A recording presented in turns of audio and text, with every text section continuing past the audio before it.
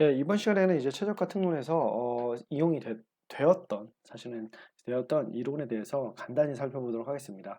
사실은 이제 초반에 이론부터 가르쳤으면 좋았는데, 제가 여러 가지 최적화해를 푸는 법들에 대해서 일단 먼저 설명을 드리고, 그리고 나서 이제 더 이해를 돕기 위해서 이제서야 이론을 살펴보게 되었네요. 설명을 드립니다. 예, 그럼 처음으로 컨벡스 셋부터 한번 보도록 하죠. 볼록 집합이죠, 컨벡스 셋. 그렇게 한국어로 직역하면 볼록집합이죠. 네, 그렇게 살펴보면 됩니다. 컨벡스 셋이라 함은 바로 정의가 있는데 결국에 실수해서 이제 셋 S를 컨벡스라고 부른다. 언제? 만약에 이제 두 개의 점 x1과 x2가 있을 때 셋 S에 속하는 S1과 x2, x1과 x2 두 점을 선택을 하고 그 점을 이제 선형 결합의 형태로 나타낼 수 있을 경우, 특히나 이 람다는 0과 1의 사이의 값입니다. 아셨죠? 그래서 람다를 x1이라는 점에 곱하고 그리고 1마이너스 람다를 x2라는 점에 곱했을 때, 아시죠? 이 선이, 이 선이 S에 속하게 된다면, 맞습니까? S에 속하게 된다면, 두 점을 연결한 거예요. 두 점을 이제 연결했을 때, 이 점이 그셋 S에 속하게 되면 컨벡스 셋이라고 하고, 두 점을 연결했는데, 어떤 경우에는 이렇게 속하지 않는 경우가 발생을 한다면, 왜냐면 결국 람다에서 1마이너스 람다라는 이 가중치를 곱해주게 되면은 이 사이의 모든 점들이 됩니다. 결국 선이 돼요. 그래서 이 선이 그렇죠. 가중치, 왜냐면 람다는 0에서 1 사이의 모든 값이 될 수 있는 거니까. 그래서 이제 이 선이 결국에는 컨벡스 셋에 속하지 않는다면 이거는 넌 컨벡스 셋이다 라고 합니다. 그렇죠? 그게 간단하게 이해하시면 됩니다. 그렇죠? 그리고 이 결합의 형태 자체를 이제 convex combination of x1, x2라고 부릅니다. 예, 그 다음 개념으로 컨벡스 셋에서 이제 중요한 개념은 결국 하이퍼플레인인데, 이제 두 개의 어, 가- 예, 셋이 있다고 할게요. S1하고 S2. 그러니까 당연히 이제 non-empty convex 셋이에요. 그래서 이제 이렇게 S1이 이렇게 empty convex 셋은 아닙니다. 알았죠? 이건 아니라는 거예요. 예, 이거 집합이었고 이렇게 이것은 아니다. 는 겁니다. 그래서 이제 실수 공간에서 S1하고 S2가 있죠. 맞죠? 그래서 이제 S1과 S2의 교집합은 당연히 없고, 교집합이 없고, 그리고 그러면 이제 하이퍼플레인 H가 이제 존재하는데 그것을 그 두 가지 셋을 세퍼레이트하는 하이퍼플레인이 있다는 거예요. 아셨죠? 예. 그래서 이거를 이 그림으로 보시면 이해하기 쉬운데 두 개의 그 컨벡스 셋이죠. 두 개의 컨벡스 셋. 이렇게 각기 저도 컨벡스 셋이라고 볼 수 있습니다. 왜냐하면 어떤 점을 선택해도 모든 직선이 이 안에 속하기 때문에 그렇죠. 어, 그렇기 때문에 컨벡스 셋이 되는 거예요. 그래서 이런 경우에는 separating height of plane이고 이렇게 A와 B가 접점을 하나로 토대로 이렇게 지나가는 플레인을 supporting hyperplane이라고 부릅니다. 아시죠? 예, 그렇게 정의를 하면 되고요. 하이퍼플레인을 계속 살펴보면 이 특히나 이제 서포팅 하이퍼플레인을 잘 살펴보면은 S가 이제 non-empty convex set이라고 했잖아요. 그리고 이제 X 바를 바운더리 포인트라고 할게요. 그러니까 여기 포인트를 바운더리 포인트라고 하는 거예요. 여기를 X 바, X 바. 네, 바운더리 포인트 할 때 이럴 경우에 S를 그러니까 컨벡스 셋 S를 서포트하는 X에서 X바에서 서포트하는 것을 결국에는 이제 서포팅 하이퍼플레인이다 라고 표현을 한 겁니다. 아셨죠? 이렇게. 그래서 큰 차이는 두 개의 차이는 뭐냐면 이 경우에는 PT X바가 PT X바가 는 알파가 같다죠. 같다. 그리고 PTX의 X는 알파보다 작거나 같다. 모든 X가 X에 대해서 어디에? S에 속하는. 아셨죠? 앞서 본 예제에서는 사실 이제 separating hyperplane에 대한 설명인데 separating hyperplane은 알파보다 작거나 같다. 그리고 PTX는 결국에 알파보다 크거나 같다. 그래서 S1과 S2에 속하는 X, S1과 S2에 속하는 X들에 따라서 이게 각각 부호 자체가 달라지는 것이 특징이었다면 결국에 이렇게 같아지는 상황이 있으면 결국에는 어떤 점에서 어떤 컨텍스트에서 서포트한다는 역할이니까 같다라는 이제 표현이 되면 이제 서포트 하이퍼플레인의 존재 유무를 표현할 수 있게 됩니다. 자, 그러면 이제 파르카스 디오럼 한번 살펴봅시다. Let A be an mn matrix and let B an n vector라고 할게요. 그러면 이제 A는 n by n 행렬이 되는 거죠. 행렬이 있다고 합시다. 예, 행렬이 있어요. A라는 행렬이 있고 B라는 벡터가 있어요. 뭐 옵티미제이션 많이 하셨으니까 대충 알겠죠? 이것들은 뭐 개수의 행렬일 거고 그렇죠?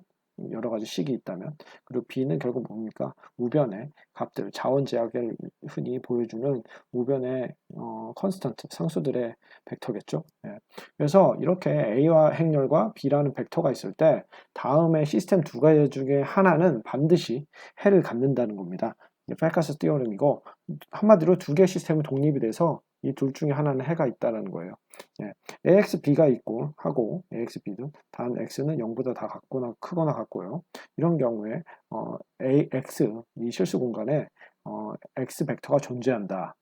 알겠죠? 시스템 2를 볼까요? 만약에 이제 AY가 0보다 크거나 같을 경우에 어떤 Y가 있겠죠? Y 0보다 크거나 같고 그리고 BT 트랜스포즈죠. B의 트랜스포즈를 해서 결국에 BTY를 구했을 때 이것은 0보다 작게 되는 어떤 Y라는 벡터가 있다라는 겁니다.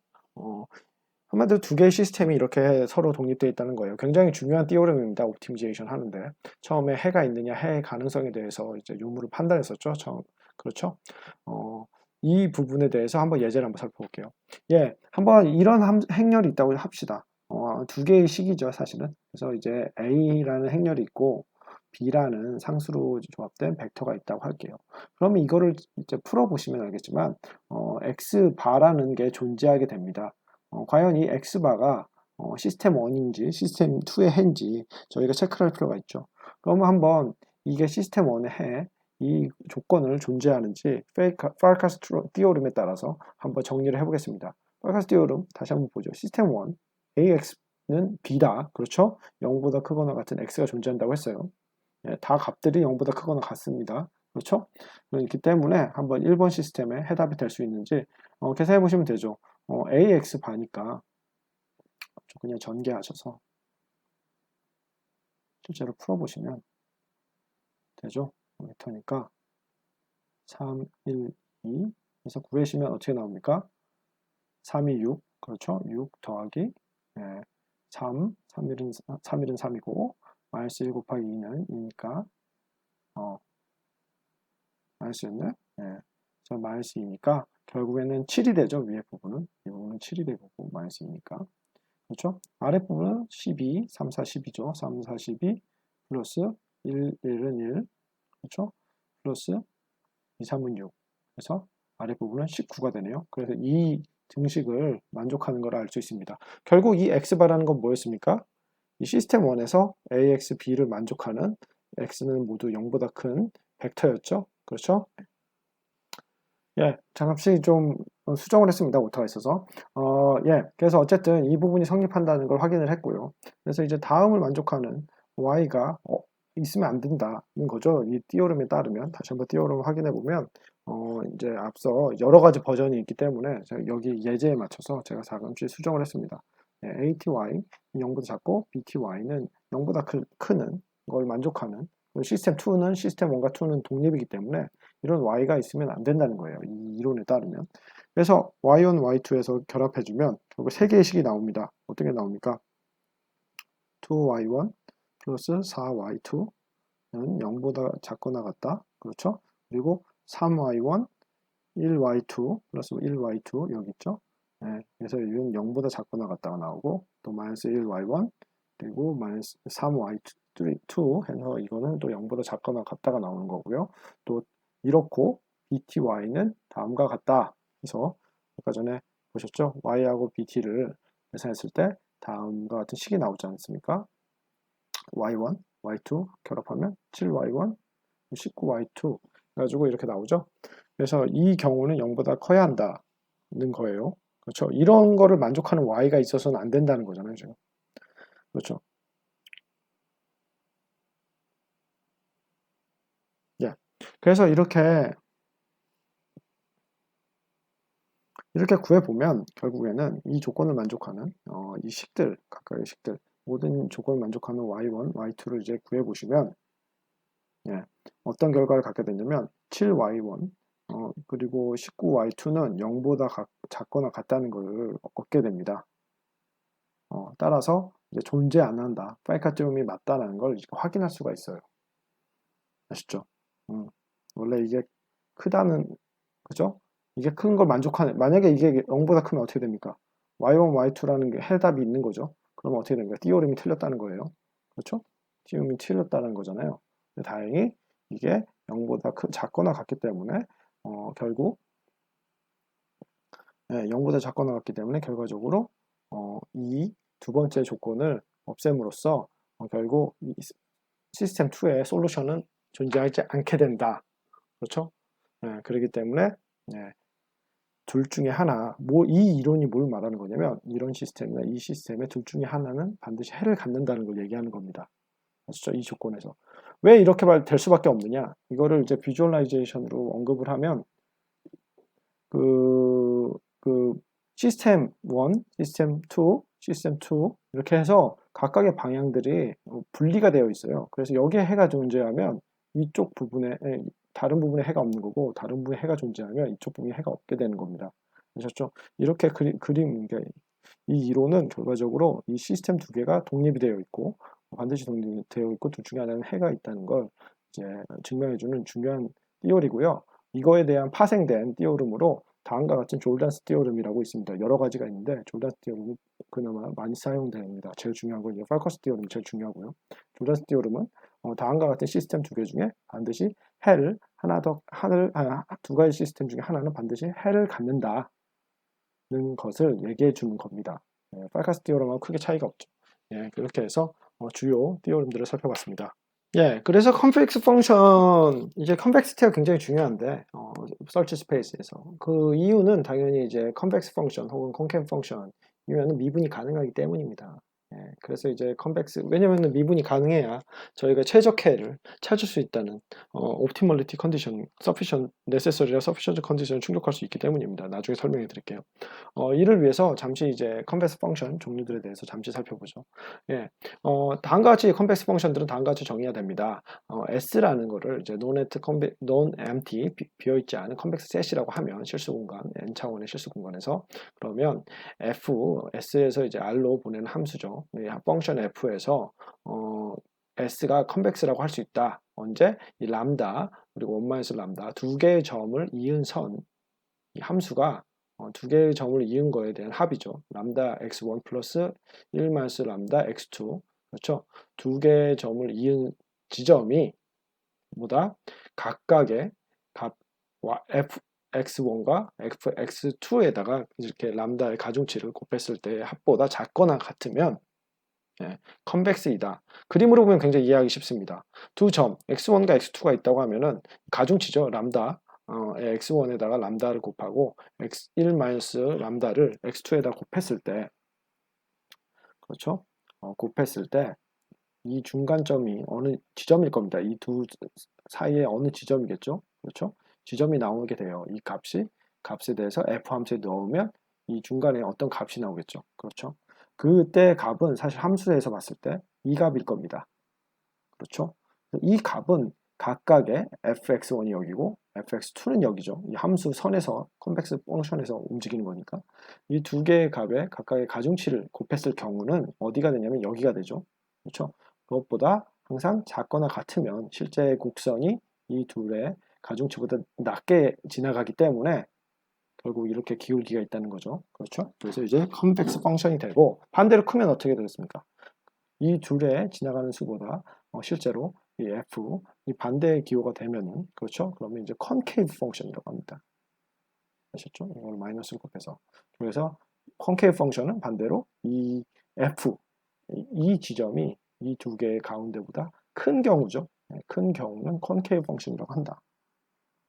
만약에 이 같다는 표시가 없이 그냥 작다, 크다가 있다면 strictly라는 영어 단어를 써요. 그래서 strictly concave가 되고 strictly convex. 그래서 strictly가 이 크다, 작다를 의미합니다. 아셨죠? 네. 그래서 이제 좀 더 컨벡스 펑션 종류들을 살펴보면은 굉장히 뭐 다른 이제 종류들도 있습니다. 왜냐하면 저희가 이제 항상 부드러운 곡선들만 봤었죠. 어, 컨, 컨벡스, 컨벡스 뭐 컨케이브 펑션 해가지고 이렇게 오목함수, 블록함수 많이 봤지 않습니까? 근데 사실은 이게 꼭 이렇게 곡선 형태 아닐 수도 있어요. 여기 끝에서 이렇게 모서리를 가질 수도 있습니다. 곡점처럼. 그렇죠. 이런 거를 이런 형태를 쿼지 컨벡스라고 불러요. 그렇죠? 이는 쿼지 컨벡스라고 부르고 왜 이런 구분을 해야 되냐면 결국엔 미분 가능성 때문에 그렇습니다.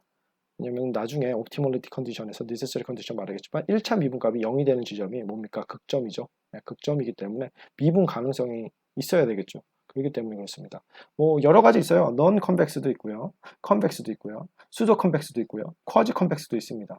각각에 대한 정의인데 시간 관계상 일일이 읽어보지 않겠습니다. 슬라이드를 읽어보시면 그냥 정의이기 때문에 형태는 다음과 같다라고 생각하시면 돼요.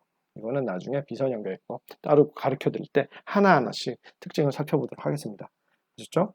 예. 어쨌든 최적화를 하는데 이렇게 다양한 요소들이 있다는 점만 아시면 되고요. 결국에 뭐냐? 컨벡스에서 스트릭틀리 컨벡스냐 컨벡스냐. 스트릭틀리 컨벡스면 참 좋죠. 그러면 이제 디퍼런셜리티가 보장이 됩니다. 미분이 어디서나 가능하게 되죠. 컨벡스도 마찬가지입니다. 디퍼런셜리티가 과정이 이게 이제 만약에 보장이 된다면 strictly convex다라고 할 수 있는 거예요. 아셨죠? 예, 그리고 이제 이 strictly convex에서도 이제 만약에 그 이제 좀 더 relaxation 돼서 strictly 뭐 pseudo convex도 있고 quasi convex도 있고 이런 경우에는 그 continuity 결국에 그러니까 미분 가능성 그러니까 함수가 연속성이 보존되기 때문에 미분이 가능해지는 미분 가능성이 항상 존재해서 이렇게 극점을 찾을 수 있느냐 없느냐 관계를 설명해야 되기 때문에 이런 관계도가 있다.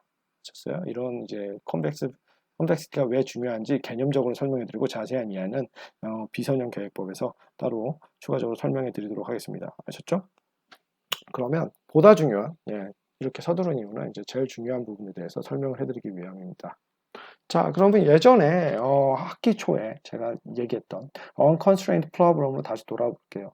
결국에 우리가 하고자 하는 거는 최적화 특론에서 하고자 하는 건 뭡니까? 최적화 문제에서는 최적화 값을 즉 최대한 문제에서는 최대의 값을 그리고 최소한 문제에서는 최소의 값을 찾자는 거 아닙니까? 그래서 만약에 이 비제약 문제가 있다면 다음과 같이 최대 맥시멈이라는 포인트를 정의할 수 있을 겁니다. 만약에 벡터라고 할게요. 네, 벡터라고 합시다. x0는 결국에는 이제 맥시멈이라고 지로 스타로도 많이 쓰는데 다음과 같은 x0가 만약에 맥시멈이라면 최대한 문제에서 그러면 최대한 문제를 떠나서 그냥 어떤 서페이스에서 어떤 곡선에서 컨벡스 펑션이든 컨케이브 펑션이든 극점 최대값이라고 하면 당연히 어떻겠습니까? 이 fx는 어떠한 h fx0에서 h를 더한 값들 어느 값이든 상관이 없어요. 이게 플러스 마이너스 상관없습니다. 어쨌든 모든 경우에 보다 항상 크거나 같아야겠죠. 그렇죠. 그렇기 때문에 최대값이라고 부르는 거죠. 주어진 만약에 범위가 있다면. 그렇죠. 이 실제로 이렇게 곡선이 있다고 합시다. 콘케이브 펑션이. 그럼 뭡니까? 여기다 h를 더했어요. 여기가 x0인데 여기다 h를 더하면 점점 값들이 결국에 fx0보다 작아지죠. 작아집니다. 그렇죠? 음수를 더해도 작아지고. 그렇기 때문에 어느 점보다도 크거나 같다. 그렇기 때문에 얘는 맥시멈이라고 정의가 된다. 반대로 미니멈은 뭔가요? 미니멈은 곡선 형태가 이렇게 있다고 해도 미니멈 포인트 x0라고 하면 이 fx0라는 거는 결국 어떤 fx0에 어떤 값들을 더한 지점. 이건 아무리 생각을 해봐도 가장 작은 값을 갖는다. 그죠? 그래서 작거나 같다. 그렇죠? 만약에 이게 작다, 크다 뭐 그렇게 표현이 되면 어떻게 된다고요? strictly. 그렇죠? strict라는 단어를 쓴다고 했습니다. 예, 그래서 지난번에 제일 첫 시간에 소개를 해드렸죠. 과연 우리가 찾는 거에 어떻게 하면 글로벌 맥시멈을 찾느냐, 만약에 최대의 문제가 있다면, 혹은 뭐 글로벌 미니멈을 찾느냐, 최소한 문제에선 그런 말이고, 어떻게 하면 쉽게 구할 수 있다고 했어요. 미분을 한번 해서 0과 같은 미분점, 1차 미분값이 0과 같으면 극점을 찾을 수 있다. 고등학교 때 배우셨죠. 예, 그래서 이제 근데 극점인데 2차 함수, 2차 미분까지 하죠. 결국엔 그게 진짜로 맥시멈 포인트인지 아닌지. 왜냐면은 1차 미분만 했을 때 이 안장점, 새들 포인트를 구할 수 있기 때문에 기울기가 그냥 0일 뿐, 0일 뿐 최대값은 아닌 지점들이죠. 예, 그렇기 때문입니다. 그래서 이거를 띠오름으로 이제 정리를 이제 한번 살펴볼게요. 이제 옵티미제이션에 있어서 necessary와 sufficient condition입니다. 아셨죠? necessary condition, 최적해가 되기 위한 necessary condition이라는 거는, 예, 컨디션이라는 건 뭐냐? 필요 조건이죠. 필요 조건은 뭐냐? to be an extreme point, 극점이어야 된다. 그렇죠? 극점인데 어느 극점? 1차 미분값이 1차 미분값이라고 생각하면 되죠. 0인 스테이셔너리 안장점이라고 하는데, 예, 그래서 이 극점이어야 한다는 겁니다. 그렇죠? 한국말로 하면. 그래서 이제 기울기가 0이어야 한다. 이거 테일러 띠오름 기억나시나요? 테일러 띠오름 이제 중고등학교는 안 배우시지만 결국에 이제 대학교 수학 배우면 테일러 띠오름, 테일러 전개 배우시죠? 결국에 뭡니까? 테일러 전개라는 거는 결과적으로 이 fx와 사실은 여기를 왼쪽으로 보내면 fx2 두 개의 점이 있을 때 이들의 차이는 그들 사이를 무수히 미분한 걸로 학원들의 결합으로 나타낼 수 있다는 거잖아요. 그렇죠? 왜냐면 얘를 좌변으로 보내면 fx2 fx1 이들의 차이는 그렇죠? 1차 미분, 2차 미분, 3차 미분 이거 쭈쭈쭈 전개가 되는 거예요. 테일러 익스펜션이라고 하죠. 그렇죠? 근데 만약에 이 2차 미분까지 있는 테일러 함수 이게 성립한다는 거는 이미 수학자들이 열심히 보였으니까 그렇다고 치고 이런 경우에 대해서 생각을 해보시면 됩니다. 헤시안 매트릭스는 이때 2차 미분을 했을 때 매트릭스 그 행렬 형태, 벡터의 형태로 나타냈을 때 나타나는 이 위치에 갖는 행렬의 이름이 헤시안이에요. 헤시안 매트릭스. 네. 헤시안 매트릭스의 폼은 나중에 이제 보시게 될 겁니다. 그래서 만약에 테일러 띠오럼에 따르면 이 이론을 과연 이게 진짜 극점 necessary 컨디션인지 한번 증명을 해보죠. 네, 테일러 익스펜션에 따르면 결국엔 뭐였다? 이 둘의 x1, 아까 x1, x2라고 생각하시면 돼요. 벡터 형태를 좀 변하는 겁니다. 테일러 익스펜션에 표현한 형태가 뭐 두 개의 점으로 실제 표현하는 것도 있지만 벡터 형태로 대학 수학에서 많이 표현하죠. 그래서 이 두 개의 차이는 결국 우변함과 같다. 사실 이거를 좌변으로 보내서 이 부분만 쓴 거예요. 아셨죠? 벡터 형태로 그리고 나타낸 겁니다. 그러면 이게 성립한다는 건 저희가 알고 있어요. 그렇죠? 그냥 앞서 테일러 전개에 의해서 보여줬으니까 이게 성립한다는 걸 알고 있어요. 하지만 만약에 여기서 우리가 되게 작은, 정말 작은 HJ를 한번 택해 봅시다. 가정하는 거예요. 그러면 굉장히 작다고 하면 심지어 이 부분은 뭐가 됩니까? 결과적으로 이 부분, 뒷부분은 결국 HJ의 제곱의 형태예요. 벡터 형태 아시죠? 제곱 형태. HH 해가지고 결국 제곱 형태를 떼게 됩니다. 예. 그렇기 때문에 만약에 0.05 뭐 이런 거면 이걸 제곱하면은 진짜 0에 수렴할 정도의 작은 값이 점점 나오죠. 만약에 진짜 더 작은 값이겠죠. 사실은 스몰 HJ라고 하니까. 그렇기 때문에 뒷부분 사실은 무시할 만하고 그래서 이것은 얘에 근사한다고 표현할 수가 있다. 언제? H 이 값이 상대적으로 굉장히 작을 때. 그렇죠. 그래서 이렇게 근사하다고 해봅시다 하는 거예요. 가정이죠. 예, 가정이에요. 그러면 근사하면 이렇게 돼요. 이렇게 되는데 결국 얘가 얘라는 거예요. 그렇죠? 다른 말로 얘가 얘라는 거죠. 근사가 된다는 거 H라는 거. 이거를 성질을 이용해서 한번 우리 증명해 볼 겁니다. 예? 아셨죠? 왜냐면은 얘가 사라진다면 이 부분이 사라지게 된다면 존재하지 않게 된다면 테일러 익스펜션 자체가 성립이 안 하게 되고 그럼으로써 결국에는 수학적으로 문제가 있게 되는 거죠. 그걸 이제 컨트라딕션이라고 하죠. 네. 역설이라고 하죠. 말이 안 되는 거예요. 없어질 수 없는 거죠, 사실. 그래서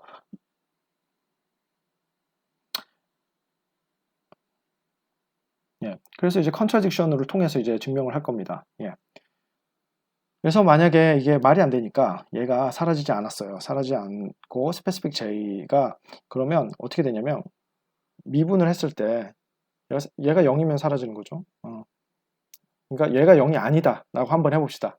얘가 0이 아니면 어떻게 되는지 한번 보는 거예요. 그래서 vanish라는 거 결국 얘가 없어지는 거는 얘가 0이 되면 없어지는 거잖아요. 얘가 0이 아니라고 해봅시다. 아시죠? 그럴 경우에는 두 가지 조건밖에 없어요. 편미분한 값이 0보다 작거나 0보다 크다. 그렇죠? 0이 아니죠. 0이 아니라는 거는 크거나 작다. 그 두 가지밖에 없는 거죠. 그렇죠? 맞죠? 예, 좀 이해를 하시면 됩니다. 그래서 만약에 우리가 괜찮은 이제 H0라는 적절한 이제 사인 플러스든 마이너스든 적절하게 택해서 이거를 성립하는 적절한 사인 갖는 HGA를 선택을 했어요. 그래서 이게 성립한다고 합시다. 성립한다고 했어요. 예. 그리고 모든 다른 H0에 속하는 애들은 제로로 보냈고. 예. 그러면 어떻게 되냐? 얘가 0보다 작으니까 뭡니까?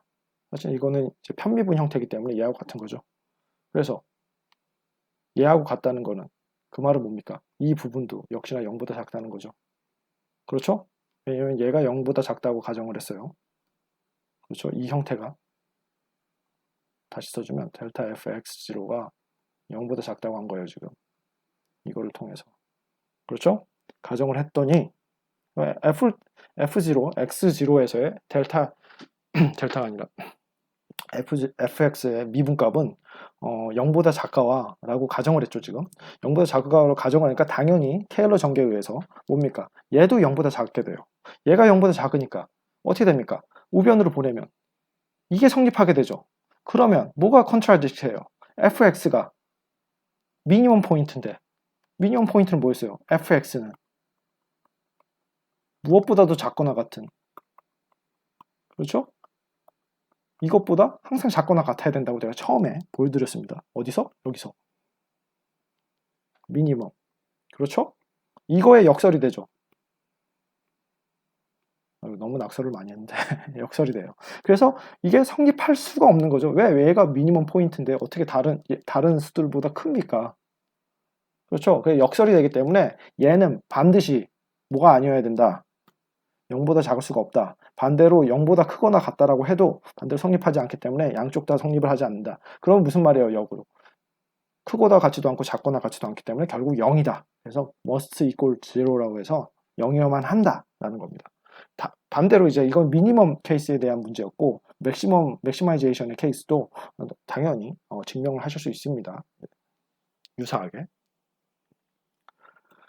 예, 쉽죠? 예, 간단히 살펴보시면 돼요. 이렇게 저희는 간단하게 한번 수학을 건드려 봤습니다. 자세히 보지 않고. 예, 띠오름 두 번째 걸 한번 볼까요? 예, sufficient condition이에요. necessary condition은 알았어요. 우리가 1차 미분하면 0이 되는 곳이 극점이라는 걸 알았죠. 그러면 이제 2차 미분 한번을 보면서 결국에는 우리가 알 수 있다는 거예요. optimum condition을. 예, 그래서 sufficient condition for the stationary point. 그러니까 stationary point를 찾은 거잖아요. 그 전에 necessary condition에서. 근데 우리가 익스트림멈이라는 걸 찾아야죠. 극점에서도 이게 최대값인지 최소값인지 하기 위해서. 그래서 sufficient condition입니다. 충분 조건이에요. 그러려면 헤이시안 매트릭스를 평가하면 된다. 네. 헤이시안 매트릭스가 positive definite이면 x0는 미니멈 포인트가 되고요. h가 헤이시안 매트릭스가 negative definite이면 x0는 맥시멈 포인트가 됩니다. 그래서 예전에 생각나시나요? x를 2차 미분했을 때 2차 미분값이 0보다 큰지 아니면 0보다 작은지 계속 평가하시던 거. 예. 그걸 이제 헤시안 매트릭스, 벡터 형태가 나타나면 헤시안 매트릭스라고 해요. 변수가 이제 하나일 경우, 중학교, 고등학교 때까지는 변수 하나일 때 미분을 하는데 벡터 형태로 가면 이제 헤시안 매트릭스를 사용합니다. 그렇게 이해하시면 돼요. 역시나 테일러 띠오름입니다. 그래서 테일러 전개 굉장히 중요해요. 역시나 같죠. 옵티미제이션의 시작이라고 생각하시면 됩니다. 미분의 시작이죠, 사실. 예, 같은 함수입니다. 여기서 이제 x0가 스테이셔널 포인트예요. 그러면 무슨 말입니까? 아까 전에 앞서 띠오름에서 밝혔죠. 미분값, 1차 미분값이 0이라는 거. 그렇죠. 1차 미분값이 0이에요. 그럼 어떻게 돼요? 앞서지죠. 예, 그래서 이 차이는 결국 이렇게 나타난다라는 거예요. 결국 2차 미분 해야 된다 이 말입니다. 예, 그래서 만약에 x0가 미니멈 포인트면은 그럼 뭐냐? 이것보단 작겠죠. 그렇죠? AC0가 0이 아니라면. 그렇죠? 그래서 반대로 이 미분을 이제 2차 미분 값은 반대로 0보다 커야 되는 겁니다.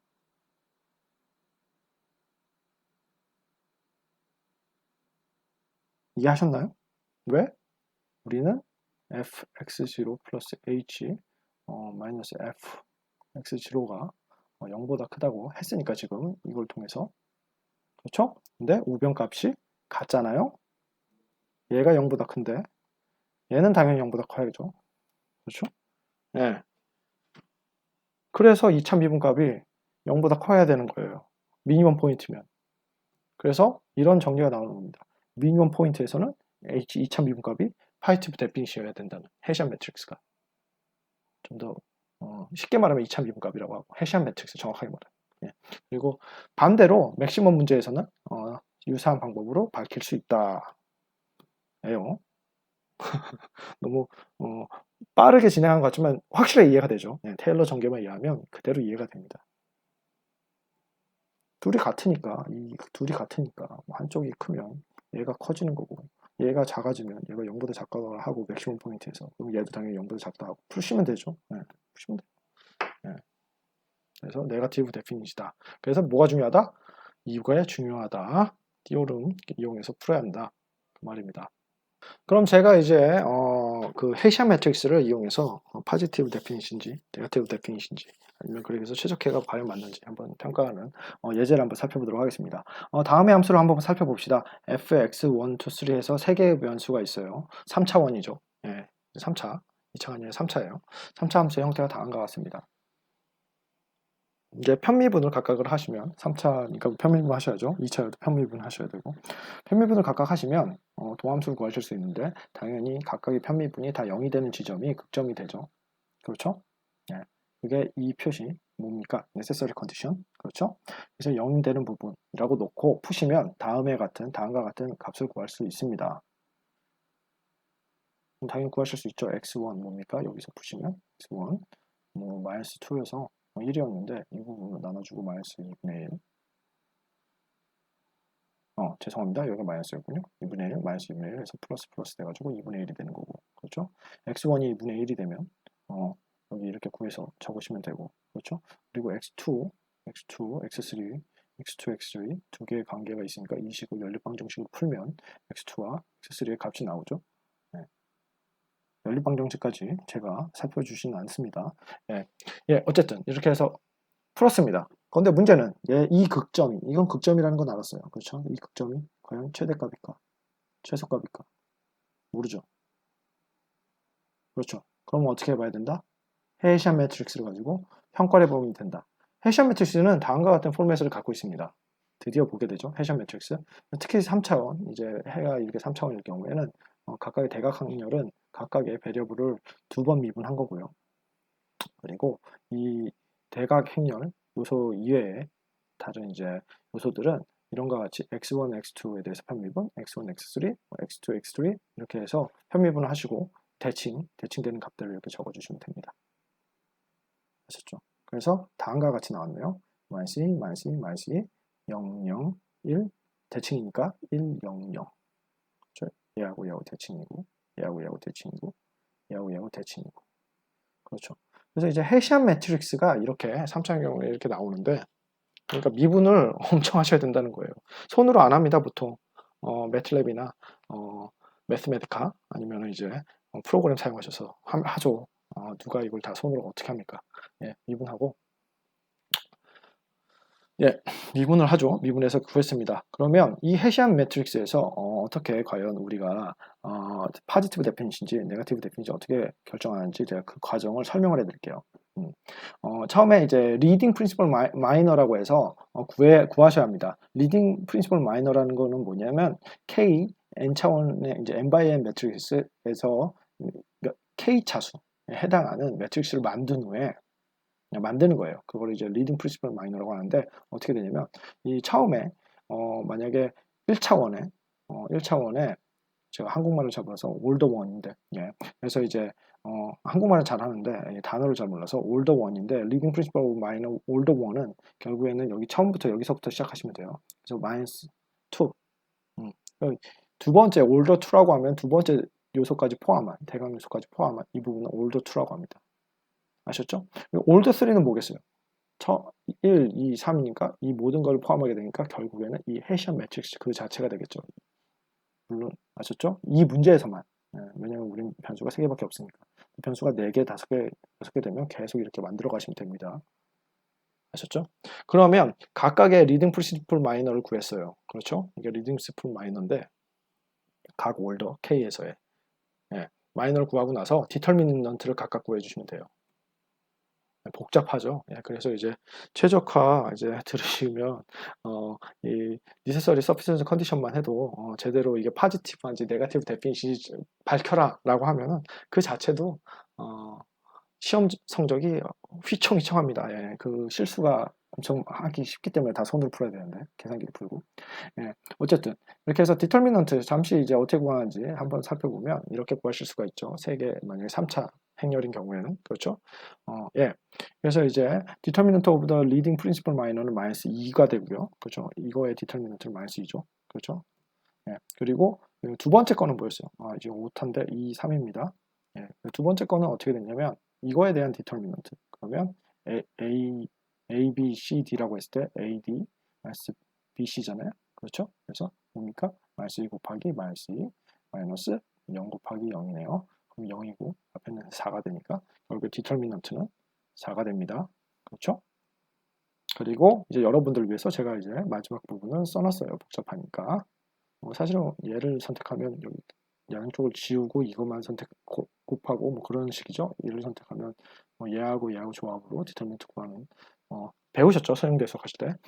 그렇게 하는 건데 뭐 과연 6이 나오나 한번 해보죠. 보시면 되잖아요. 마이너스 11이었으니까 마이너스 2, 마이너스 2, 마이너스 2, 11, 00, 00이었으니까 식에 대입해 볼까요? 해보죠. A가 뭐였냐? 마이너스 2였고 B는 뭐였습니까? 상보다 쉬워요. 0이었고 C는 뭐였습니까? 0이었고 다 지워집니다. 그렇죠?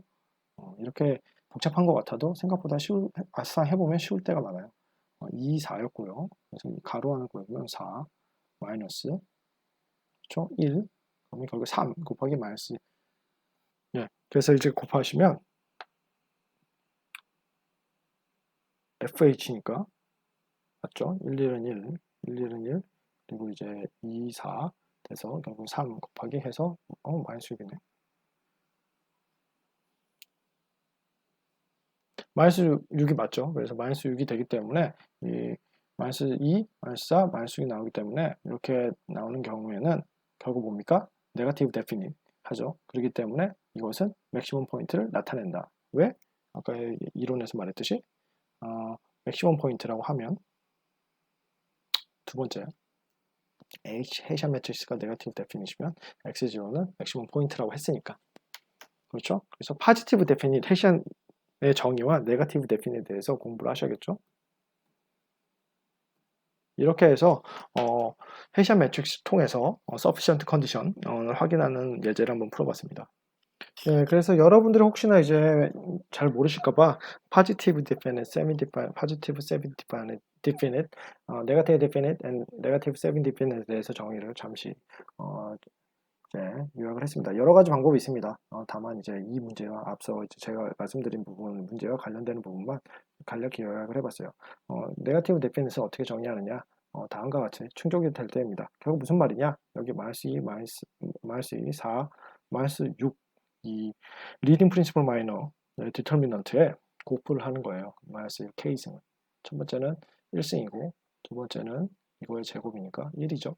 곱하기 마이너스 1의 3승. 결국에는 이제 홀수 차수에서 음수가 나오면 결국에는 곱하면 양수가 되죠. 그래서 그리고 얘는 당연히 1이니까 양수가 되고 짝수 차수에서는 양수여야 되고 그러면 이 모든 조건을 충족해서 네거티브 디피니시 됩니다. 아셨죠? 그래서 맥시멈 포인트다라고 말할 수 있는 거죠.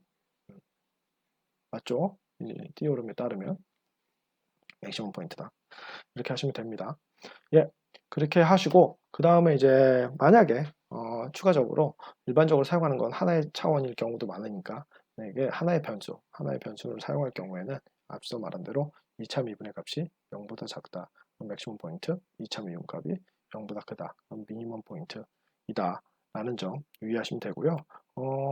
뭐 이를 잘 이제 정리를 해보면 다음과 같은 이제 정리를 말할 수 있는데 스테이셔널 포인트니까 1차 미분값이 0인 곳에서 그리고 0인 곳이죠. 그래서 이제 first derivative 제로고 그리고 이제 다음과 같이 n차원의 n차 미분을 했을 때 0이 아니라고 하면은 만약에 n차원이 홀수면 2차 행렬, 3차 행렬, 2차 함수, 3차 함수, 4차 함수 이렇게 있겠죠. 그래서 홀수이면 y0는 인플렉션 포인트라고 하고 만약에 이게 짝수이면 이분이 짝수예요. 그리고 y0는 미니멈이다. 다음 이거를 조건할 때, 조건을 충족할 때, 그리고 맥시멈이다. 다음 이거를 충족하면 그 말입니다. 그래서 추가적으로 정의를 할 수 있다. 하지만 가장 이제 중요한 문제는 결국에 이 example이고요. 여기서 가장 중요한 조건은 이 충분 조건과 필요 조건, necessary sufficient condition을 반드시 이해하시기 바랍니다. 예. 그래서 만약에 이 theorem을 이용해서 잠시 문제를 만약에 하나의 변수를 갖고 있을 때를 풀어본다면 4차 함수와 만약에 5차 함수, 3차 함수가 있을 경우 이를 4차 함수를 첫 번째로 미분을 해보면 다음과 같이 영입해서 극점을 구할 수가 있죠. 그렇죠? 그래서 y가 0일 때 사실은 극점이 나옵니다. 그렇죠? 그래서 1차 미분 값 그리고 두 번은 미분하고 3번은 미분해도 다음과 같이 0이 나와요. 계속 하시면 되죠. 뭐가 됩니까? 미분하시면 12의 2승 그렇죠? 그리고 24의 y의 y승 그렇게 나오죠. 그래서 이제 4차 미분하면은 이제 뭐가 나오면 그냥 24가 나오죠. 네. 그래서 이렇게 나옵니다. 0이보다 크잖아요. 그래서 보다 처음에 y0는 미니멈 포인트다. 뭐 그림에서도 간단히 볼 수 있긴 한데 미니멈 포인트가 맞다. 이해가 되시나요? 왜? 다음 앞서 말한 거 짝수차수에서 n이 4였죠? n이 4예요. 그렇죠? 4차 함수니까 y는 4승이었잖아요. 그래서 n 차원의 값이 0보다 크니까 미분값이 24였지 않습니까? 그러니까 미니멈 포인트가 된다. 네. 반대로 y3승이라고 있을 때 y3승을 미분하면 다음과 같이 되는데 0이 되는 y값은 뭡니까? y0는 0이죠. 스테이셔널 포인트. 그렇죠? 두 번 미분하면 어떻게 돼요? 6. 그죠? 6y가 되죠. 세 번 미분하면 어떻게 됩니까? 6이 되죠. 그렇죠? 세 번째 차수에서. 그래서 0, 0, 0이 되고 두 번째 미분까지는 그렇죠? 0일 때 극점이. 예. 그리고 세 번째 이 값에 아무리 넣어봐야 y가 존재하지 않기 때문에 6이 됩니다. 0이 아니죠. 그러면 어떻게 됩니까? n이 이미 3차원으로 5드고 그렇죠? 그렇죠? 그리고 y0 3차원에서 y0 값이 0이 아니었어요. 그러면 당연히 인플렉션 포인트라고 한다. 인플렉션 포인트는 결국엔 최소값이 아니라는 말입니다. 예, 그냥 지나가는 점이에요. 아셨죠? 예, 그래서 이제 최대값, 최소값을 그러니까 최대값, 최소값을 구할 수 없는 지점이고 다 이렇게 조건이 충족이 돼야 최대값, 최소값을 구할 수 있다는 겁니다. 또 다른 예를 보여드린 거예요. 변수가 언제 하나일 때, 하나의 차원. 하지만 가장 범용적인 거는 이거는 이제 파생이니까 헤시안 매트릭스를 이용해서 n 차원의 변수를 갖고 있을 때, n개의 변수를 갖고 있을 때 헤시안 매트릭스를 이용해서 포지티브 데피니션인지 네거티브 데피니션인지 파악을 한 다음에 최대값인지 최소값인지 충분 조건을 체크하시는 게 최적화 문제를 푸시는데 가장 도움이 됩니다. 네, 그럼 이상으로 여기까지 설명을 마치겠습니다.